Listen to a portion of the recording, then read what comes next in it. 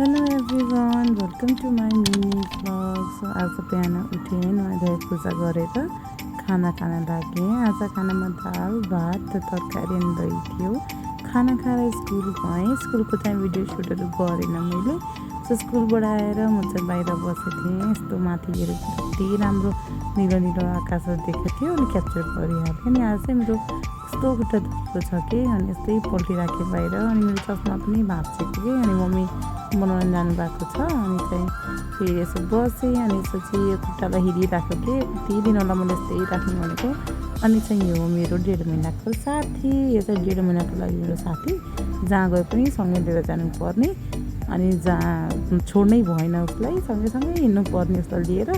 So उसपछि जुत्ता लगाएँ अनि त्यसपछि चाहिँ म यसो वासरुमतिर गएँ। अनि म चाहिँ यो जुत्ता लगाएर चाहिँ अलिअलि कचङ कचङ गरेर धेरै त हिँड्न मिल्दैन, अलिअलि चाहिँ हिँड्न मिल्छ। हो म गएँ, यसपछि मेरो चस्मा पनि आयो। कस्तो देखेछ मेरो नयाँ चस्मा कमेन्ट गरिदिनु होला। आजलाई यति नै, बाई बाई।